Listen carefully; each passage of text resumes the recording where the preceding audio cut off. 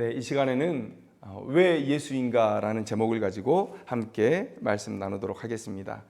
우리 지난주 히브리서 첫 시간에 우리가 천사 숭배 사상이 유대인들 가운데 있었고 이런 생각들이 만연되어 있었다라는 얘기를 함께 나누었습니다. 그들이 왜 그런 생각을 가질 수밖에 없었는가라는 것들을 우리가 한번 생각해 볼 필요가 있을 것 같아요. 그들은 역사적으로 보면 이제 한 400~500년 전에 그렇게 하나님께 불순종함으로 이방 땅에 포로 생활을 했던 기억이 있습니다. 그들이 이방 땅에서 회당을 세우고 하나님의 율법에 더 진력해야 되겠다라는 그런 깨달음을 가지고 그들 자신의 땅에 돌아와서 열심히 믿음 생활을 하고 있었습니다.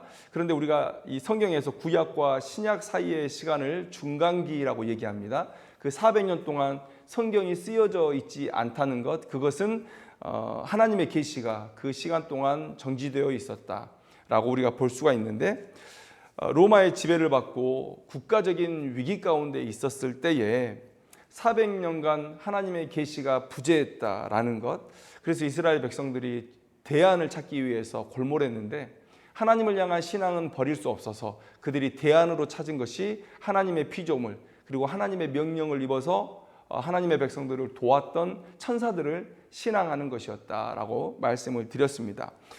그들의 양심의 가책을 조금은 덜 수 있는 그런 모습이지 않았나라는 생각을 해봅니다.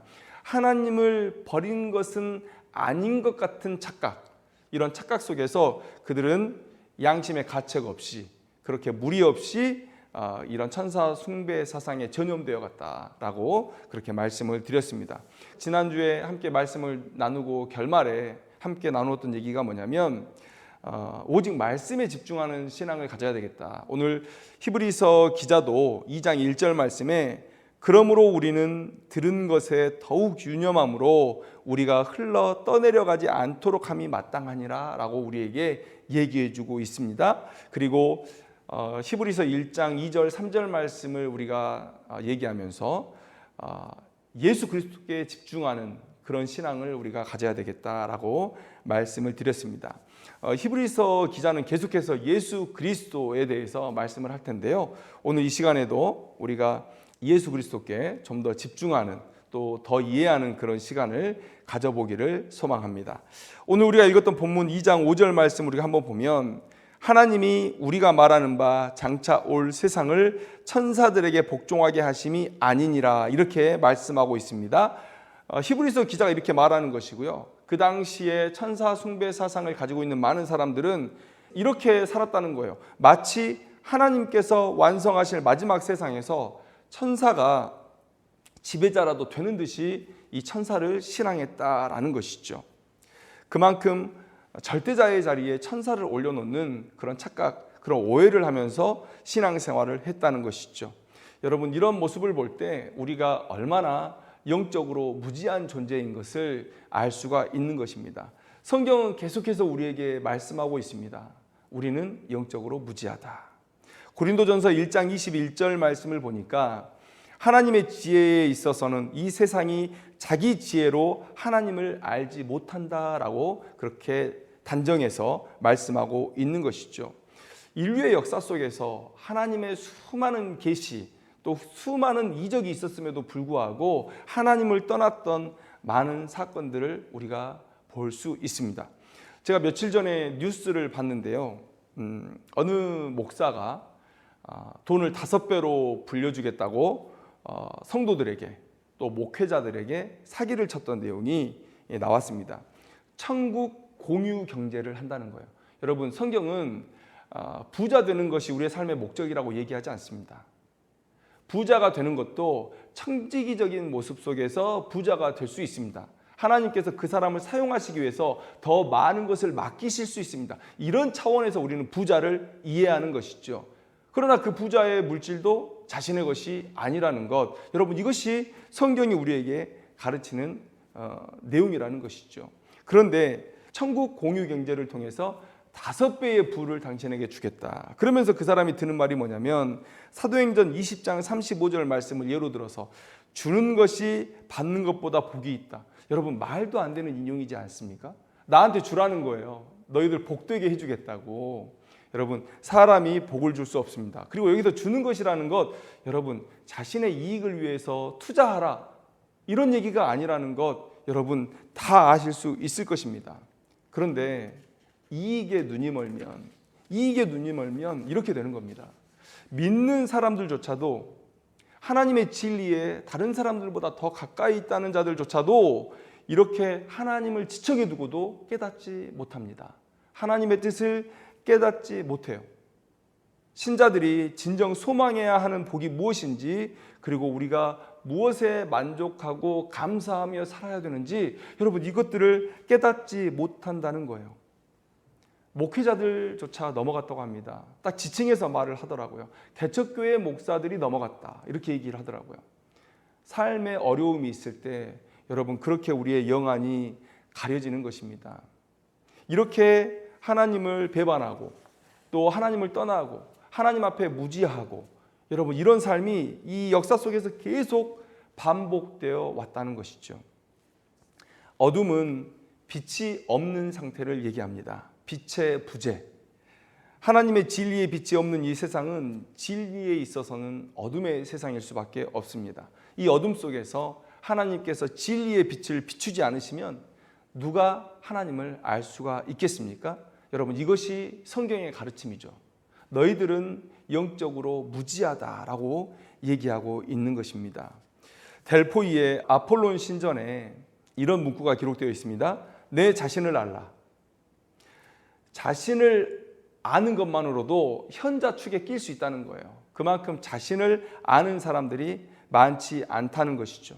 그런데 하물며 어떻게 이 영적인 지식을 가지고 자신이 처한 현실을 바로 알 수 있는 사람들이 있을까? 없다는 것이죠. 이런 영적인 어둠 속에서 많은 사람들이 세상 풍조에 떠밀려서 자기만을 위한 그런 신앙의 내용들을 가지고 살아가고 있습니다. 이 착각 속에 사는 사람들에게 오늘 히브리서 기자는 예수 그리스도를 통해서 믿음을 바로 세워야 된다라고 얘기하고 있다는 것이죠. 자, 우선 믿음 바로 세우기 한번 해보도록 하겠습니다. 천사 숭배에 빠져가지고 참 하나님에 대한 신앙, 또 예수 그리스도의 신앙을 외면한 그들에게 이 히브리서 기자가 얘기합니다. 히브리서 2장 6절에서 8절 말씀을 우리가 한번 보니까, 그러나 누구인가가 어디에서 증언하여 이르되 사람이 무엇이기에 주께서 그를 생각하시며 인자가 무엇이기에 주께서 그를 돌보시나이까. 그를 잠시 동안 천사보다 못하게 하시며 영광과 존귀로 관을 씌우시며 만물을 그 발 아래에 복종하게 하셨느니라, 이렇게 말씀하고 있습니다. 이 말씀은 시편 8장 4절에서 6절 말씀을 인용해 온 것인데, 그런데 거기에는요, 시편에는 하나님보다 조금 못하게 하시고 이렇게 말씀하고 있거든요. 그런데 이것이 좀 잘못 인용이 된 것이 아닌가라는 생각을 해봅니다. 지금 이 히브리서의 문맥은 하나님과 예수를 비교하지 않고 예수님과 천사를 지금 대조하고 있거든요. 그래서 오늘 히브리서의 본문의 이 이야기가 맞습니다. 천사보다 못하게 하셨다, 하늘에 있는 어떤 존재들보다 못하게 하셨다, 이렇게 이해하는 게 맞을 것이고요. 그리고 6절에 보면 사람이 무엇이기에 이렇게 얘기하고 있는데, 많은 분들이 여기서 사람이라는 이 표현을 일반적인 보편적인 우리들을 얘기하는 것으로 생각하는 경향이 있습니다. 그런데 여기서 사람이라는 것은 단수 예수 그리스도를 가리키고 있다는 것 여러분들 아셔야 될 것입니다. 자, 오늘 이 본문 말씀에서 뭐라고 말하고 있냐면, 그를, 예수 그리스도를 잠시 동안 천사보다 못하게 하셨다라고 이렇게 말씀하고 있어요. 정말로 예수님은 이 땅에 계실 때 천사보다 못한 모습으로 계셨습니다. 여러분, 천사는 유대인들이 생각할 때 어떤 존재입니까? 영적 존재요, 또 불멸의 존재요, 하나님의 명을 따라서 자신들을 실질적으로 돕는 그런 존재였습니다. 그러니까 꽤 영광스러운 지위를 가지고 있었다고 볼 수가 있는 것이죠. 그런데 그에 비해서 예수는 어떤 존재였습니까? 유대인들이 생각하는 예수 그리스도, 그들이 못 박아버린 예수 그리스도는 유대인들에게 어떤 존재였나? 로마 식민지에서 태어난 가난한 목수의 아들이었습니다. 또 사람의 관심은 끌었는데 그 힘을 하나로 집약시킬, 하나로 모을 그런 정치적인 능력이 없어가지고 로마 사람들에게 잡혀서 죽임을 당한 그런 사람들이었죠. 또 자신이 하나님의 아들이다라고 열심히 선포는 하고 다녔지만 그러나 그것을 납득시키지 못해서 대제사장의 무리들에게 참남하다라는 정죄를 받고 죽임을 당한 그런 사람이었죠. 유대인들이 생각하는 예수 그리스도는 이런 정도의 존재였다는 것이죠. 그래서 사람들이 생각할 때 그를 잠시 동안 천사보다 못하게 하시며 하나님께서 보실 때도 성육신에서 이 땅에서 사셨던 예수님의 모습은 천사보다 못한 존재, 그렇게 보일 수밖에 없었다고 인정하시는 것 같습니다. 그런데 하나님의 아들로 하여금 육신을 입게 하신 하나님의 뜻을 알 리가 없는 인간들에게 예수님의 성육신과 또 그들과 함께 세상을 거니시면서 일으키셨던 수많은 이적들, 이런 것들은 예수님의 초라함만을 부각한 그런 사건이었다. 예수님을 믿을 만한 분이 아니다 라고 생각하게 한 사건들이었다라고 여겨졌던 것이죠. 유대인들에게 이렇게 여겨졌던 것입니다. 그래서 많은 유대인들이 온 세상에 미칠 기쁨의 좋은 소식이었던 이 예수 그리스도, 이 복음이었던 예수 그리스도를 영접치 않은 것이죠. 그런데 왜 이런 모습으로 오셔야 했는가? 오늘 히브리서 기자는 그것에 대해서 우리에게 얘기해 주고 있다는 거예요. 당신들이 예수를 그렇게 초라하게 생각하는데 왜 그렇게 오실 수밖에 없었는지를 내가 너희들에게 말해주겠다. 히브리서 기자가 얘기하고 있는 것입니다. 히브리서 기자는 예수님의 성육신 사건은 하나님의 구원의 계획 안에 가장 중요한 사건이었다. 반드시 일어나야 했던 일이었고 그 사건을 통해서만 예수가 하나님의 아들 되심을 증언할 수 있고 또 우리의 구세주이심을 증언할 수 있다. 이 사실을 지금 유대인들에게 납득시키려고 하고 있다는 것입니다. 자, 9절 말씀을 한번 보겠습니다. 9절 말씀을 보면 오직 우리가 천사들보다 잠시 동안 못하게 하심을 입은 자 곧 죽음의 고난 받으심으로 말미암아 영광과 존귀로 관을 쓰신 예수를 보니 이를 행하심은 하나님의 은혜로 말미암아 모든 사람을 위하여 죽음을 맛보려 하심이라 이렇게 말하고 있습니다. 예수님께서 육신을 입으신 것은 죽기 위함이다 라고 지금 히브리서 기자가 우리에게 말해주고 있다는 것이죠. 모든 사람을 위하는 길이 자신의 죽음에 있었기 때문에 예수님은 육신을 입고 죽으셨다고 오늘 말씀하고 있습니다. 성경 속에 하나님의 가장 큰 선물은 무엇입니까? 생명입니다. 그러면 반대로 가장 큰 저주와 형벌은 무엇입니까? 죽음입니다. 그렇다면 어떤 존재가 가장 비참한 죽음, 사망의 모습을 스스로 취했을 때 그것은 가장 낮아지는 그런 모습을 취한 것이죠. 왜 예수 그리스도는 이 하나님의 저주 가운데 자신을 던져 넣을 수밖에 없었느냐? 모든 사람을 위하여 가장 좋은 길이었고 유일한 길이었기 때문에 가장 낮은 길, 죽음의 길을 예수님께서 선택하셔서 걸어가셨다라는 거예요. 그러면 도대체 예수님께서 죽으심으로 무슨 일이 일어나는데 예수님께서 죽으셔야 했는가라고 우리가 의문을 가질 수 있는데, 자, 죽음의 효력이 무엇이냐? 히브리서 2장 14절에서 15절 말씀 우리가 한번 보도록 하겠습니다. 자녀들은 혈과 육에 속하였음에 그도 또한 같은 모양으로 혈과 육을 함께 지니심은 죽음을 통하여 죽음의 세력을 잡은 자 곧 마귀를 멸하시며 또 죽기를 무서워함으로 한평생 매여 종노릇하는 모든 자들을 도와주려 하심이라. 여러분, 죽음의 세력을 잡은 자 곧 마귀를 멸하신다. 여러분, 마귀가 하는 일이 무엇입니까? 하나님께서 선택한 자들을 타락하게 하고 또 불신자들의 마음을 충동질해서 더욱더 죄를 범하도록 하는 것입니다. 그래서 영원한 사망 가운데로 이들을 이끌어가는 것, 여러분, 이것이 사탄의 유일한 목적이라는 것이죠. 그런데 예수님께서 십자가의 죽으심을 통해서 이 죽음의 세력을 잡은 자 마귀를 멸하셨다라고 말씀하고 있다는 거예요. 여러분, 사람들이 마귀의 정체를 알지 못하니까 마귀를 멸하신 이 예수님의 사역을 기뻐하지 않습니다. 또 예수님을 사랑하는 마음을 갖지 않아요. 마귀를 증오할 마음을 갖지 않습니다. 그러나 여러분, 우리를 영원한 사망 가운데로 던져버린 이 마귀는 우리에게 가장 큰 원수예요. 철천지 원수입니다. 인생의 모든 불행의 근원이 바로 이 마귀 때문에 벌어지는 것입니다.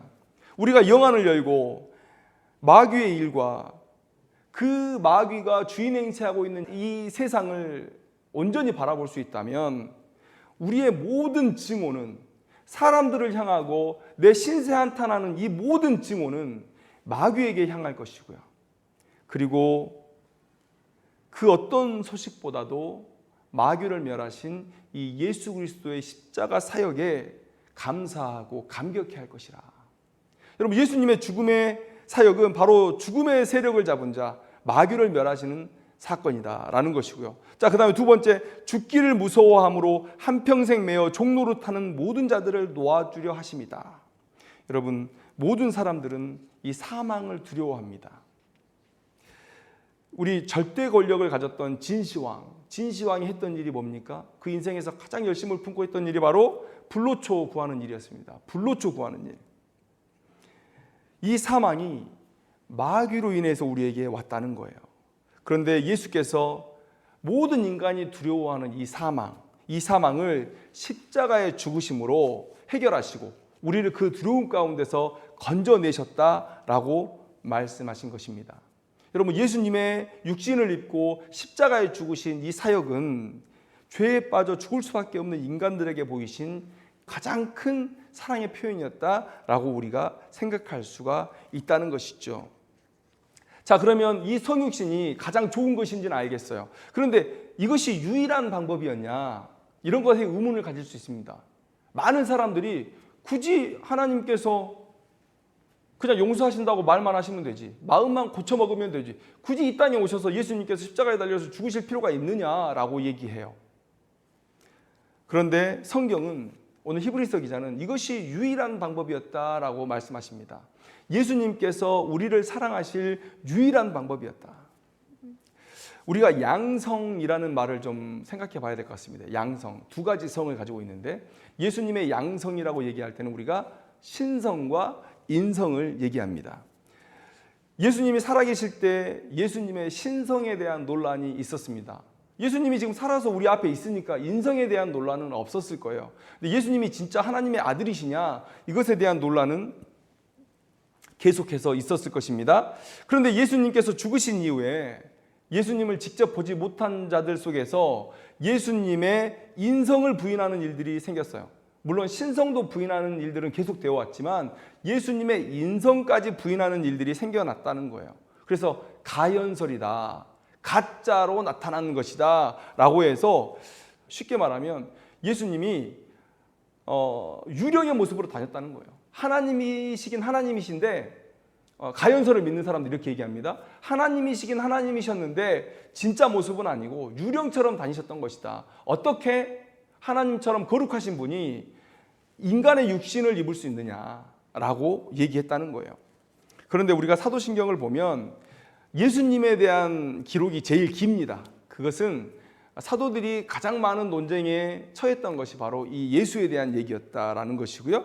그런데 그 사도신경의 결론을 보면 예수님은 인성과 신성이 함께 하셨다라고 결론 짓고 있습니다.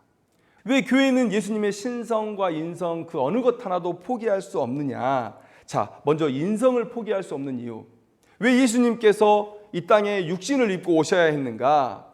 결론적으로 말씀드리면 인간의 죄는 인간이 책임을 져야 됩니다. 누가 대신 져줄 수 있지 않습니다. 신명기 24장 16절 말씀에 아버지는 그 자식들로 말미암아 죽임을 당하지 않을 것이요 자식들은 그 아버지로 말미암아 죽임을 당하지 않을 것이니 각 사람은 자기 죄로 말미암아 죽임을 당할 것이니라. 여러분, 인간의 죄는 인간이 담당해야 되는 것입니다. 이것이 유일한 구원의 방법이죠. 그리고 여러분, 죄의 싹은 사망입니다. 죄를 속죄할 수 있는 길은 죽어야 돼요. 피를 흘리는 길밖에 없다는 것을 성경은 우리에게 얘기해 주고 있다는 거예요. 14절 말씀을 보면 자녀들은 혈과 육에 속하였음에 그도 또한 같은 모양으로 혈과 육을 함께 지니심은 죽기 위함이다 라고 말씀하고 계신다는 것입니다.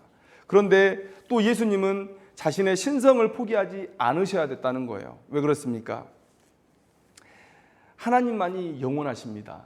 그래서 하나님만이 영원한 속죄를 이루실 수 있고 그 하나님의 신성만이 예수님의 속죄를 우리의 속죄가 되게 하실 수 있다는 거예요. 여러분, 이것이 예수님께서 신성을 포기하지 않으신 이유입니다. 자, 그래서 사람들이 얘기해요. 왜 굳이 인간의 몸을 입고 이 땅에 오셔야 됐냐? 인간의 죄는 인간이 감당해야 됐기 때문에 예수님께서 인간의 몸을 입으시고 인류를 대신해서 죽임을 당하신 거예요. 십자가의 피를 흘리신 거예요. 그리고 예수님의 그 신성으로 그 예수님의 공로를 우리 모두에게 다 전가해 주신 것이죠. 의의 전가를 이루신 것이죠. 그래서 우리가 예수님을 믿는 믿음으로 우리가 영원한 생명 가운데로 나아갈 수가 있다라고 히브리서 기자는 오늘 우리에게 얘기해 주고 있다는 것이죠. 가장 낮은 모습으로, 가장 비참한 모습으로 오셔야 했던 것, 가장 큰 사랑의 행위이기도 했고 그것이 유일한 우리를 사랑하시는 방법, 우리를 구원하시는 방법이셨기 때문에 예수님께서 이 땅 가운데 육신으로 오셨다라는 거예요. 제가 이런 비유를 자주 드는데 여러분, 우리가 욕실에 그 수채구멍 보세요. 물론 청소를 열심히 하시는 분들은 수채구멍이 반들반들 하실 수도 있겠습니다. 그러나 우리가 청소를 좀만 하지 않으면 거기에 뭐 물때도 끼고 머리카락도 끼고 여러분 너무 더럽지 않습니까? 여러분, 그것만 생각해도 밥맛이 떨어지는데 여러분, 예수님에게 이 인간 세상은 어떤 곳이었을까? 예수님께 이 인간의 몸은, 하나님이신 예수님께 이 인간의 몸은 어떤 몸이었을까? 여러분, 우리가 구약 성경을 보면 하나님께서 거룩하시기 때문에 이스라엘 백성들에게 부탁하신 일이 있어요. 명령하신 일이 있습니다. 그게 무엇입니까? 진중에 너희들이 변을 볼 때 그 변을 땅을 파고 묻으라는 거예요. 왜 그렇습니까? 하나님께서 너희 중에 거니시는데 그 불결한 것을 보지 않게 하라는 거예요. 그런데 여러분, 우리의 몸은 어떻습니까? 예수님이 육신의 몸을 입으면 그 생리작용을 하셔야 되는 거예요. 여러분, 제가 아주 예를 하나 든 것에 불과한데 우리가 예수님께서 인간의 몸을 입으시는 게 어느 정도의 자기 비하이신지 우리가 깨달아야 된다는 것이죠. 그런데 하나님은 거룩하셔서 죄와 조금도 접촉할 수 없는 분인데 그 예수님께서 이 죄악된 세상 가운데 내려오셨다? 여러분, 이것은 놀라운 자기 비하요, 우리를 향한 사랑의 표현인 것이죠. 그런데 예수님께서 이렇게 자신을 희생하시면서 자신을 낮추시면서 우리에게 보일 수 있는 가장 큰 사랑을 보이셨음에도 불구하고 예수님은 그 큰 사랑 때문에 사람들에게 외면받고 있는 거예요. 예수님을 영접하지 않는다. 예수님을 영접하지 않는다. 예수님의 십자가의 죽음을 의미 있는 것으로 받아들이지 않는다. 구원의 유일한 방법으로 받아들이지 않는다. 여러분, 예수님의 비하와 희생과 그 큰 사랑을 생각할 때 얼마나 큰 배은망덕인지를 우리가 알아야 됩니다.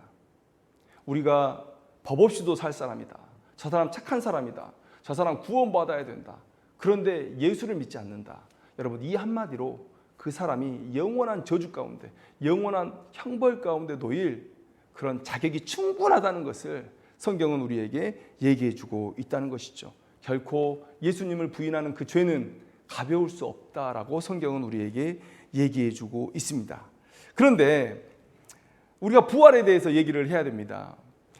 예수님께서 천사보다 못한 상태에 있으셨던 시간은 오늘 히브리서 기자는 잠시라고 얘기해요. 잠시. 그리고 9절에서는 뭐라고 얘기합니까?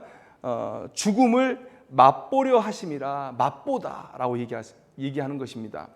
우리가 그냥 앉아서 식사하는 게 아니라 잠깐 찍어 맛을 보는 거예요. 그것은 무슨 얘기입니까? 시간적으로 매우 짧은 경험이다라는 것을 이 히브리서 기자가 지금 유대인들에게 얘기를 해주는 것이죠. 예수님은 계속 천사보다 못한 자리에 있지 않으셨습니다.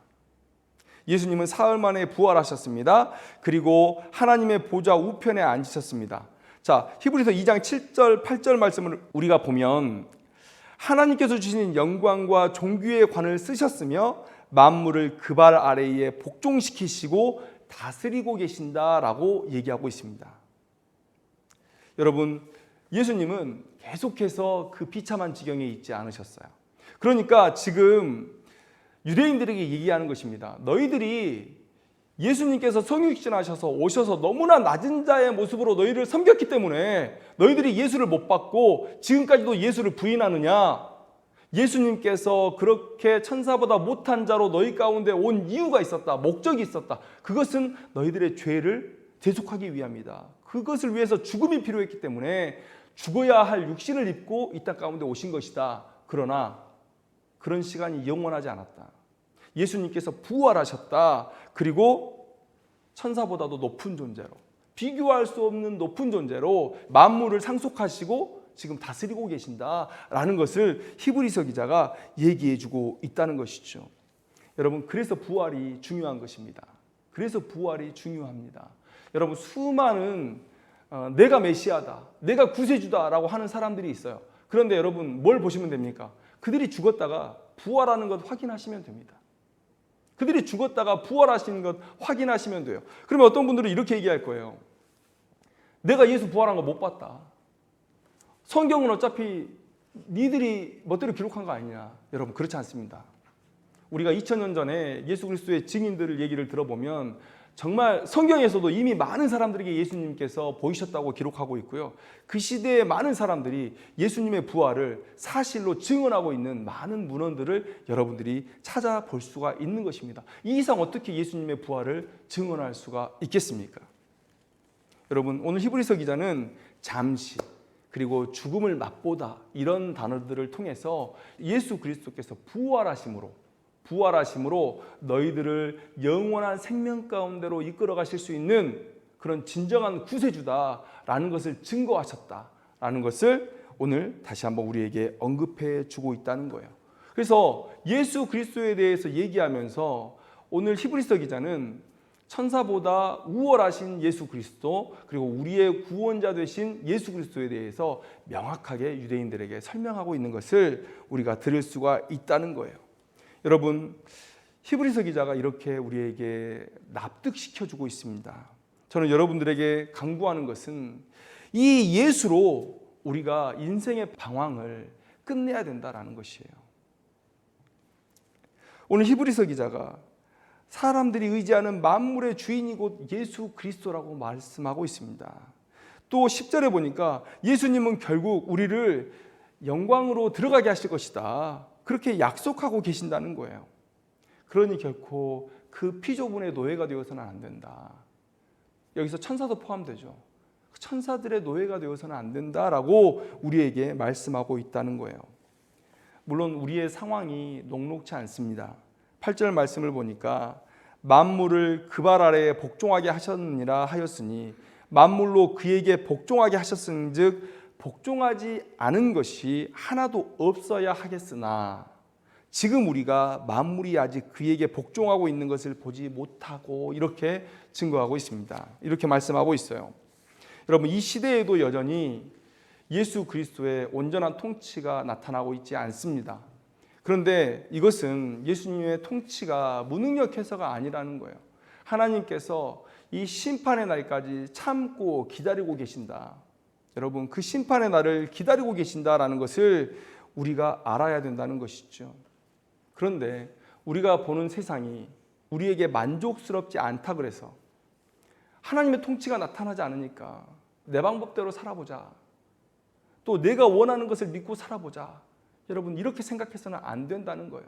오늘 천사 숭배로 빠져버린 그런 유대인들에게 지금 납득시키면서 간절히 당부하는 것, 삶의 어려움 때문에 너희들 멋대로의 신앙으로 나아가면 안 된다라고 지금 히브리서 기자가 계속해서 얘기해주고 있지 않습니까? 여러분, 오직 예수 그리스도를 향한 믿음을 우리가 더욱더 굳건히 가져야 된다라는 것을 여러분들에게 말씀드리고 싶습니다. 우리를 위해서, 우리의 죄를 위해서 죽으시고 부활하셔서 자신을 구세주로 입증하신 분은 역사 속에 예수님밖에 없었다. 그래서 부활이 기독교의 믿음의 핵심입니다. 그리고 우리가 주일을 지키는데 이 주일은 바로 부활을 기념하는 날을 우리가 지키고 있는 것입니다. 그리고 사도들의 사명이 부활의 증인이었어요. 사도행전 1장 22절 말씀에 항상 우리와 함께 다니던 사람 중에 하나를 세워 우리와 더불어 예수께서 부활하심을 증언할 사람이 되게 하여야 하리라. 여러분, 왜 이렇게 예수 그리스도의 부활을 증언했을까요? 여러분, 부활이 곧 구세주라는 증거가 되기 때문에 그렇습니다. 부활하셨다, 죽음으로부터 부활하셨다, 이것이 곧 우리를 영원한 생명 가운데 이끌어 가실 수 있다라는 그런 증거가 되기 때문에, 증명이 되기 때문에 이 부활에 대해서 열심히 전하고 다녔다는 거예요. 여러분, 우리도 이 부활의 증인이 되어야 됩니다. 이 부활하신 예수 그리스도만을 믿고 우리가 다른 영적인 방황에서 우리가 멈춰야 된다. 여러분, 지금도 삶의 어려움 때문에 믿음을 내려놓는 사람들이 많이 있습니다. 또 개인의 나태함 때문에, 개인의 쾌락 때문에 자신의 믿음을 내려놓는 사람들이 많이 있습니다. 그러나 여러분, 그래서는 안 됩니다. 오직 예수 그리스도를 믿는 믿음으로 만물을 상속받은 예수님과 함께 영광 가운데 살아갈 그날을 고대하며 살아가는 것, 여러분, 그것이 신자의 본분이라는 사실, 여러분, 우리가 다시 한번 이 히브리서의 말씀을 배우면서 붙들었으면 좋겠습니다. 여러분들에게 당부하는 것, 여러분, 다른 믿음이 없습니다. 다른 구원이 없습니다. 오직 예수 그리스도를 믿는 그 믿음을 강하게 붙들고 여러분들이 사는 날 동안 여러분들의 삶의 상황 때문에 흔들리지 않았으면 좋겠습니다. 이 믿음 꼭 붙드는 귀한 성도님들 되기를 주님의 이름으로 축원합니다. 기도하겠습니다.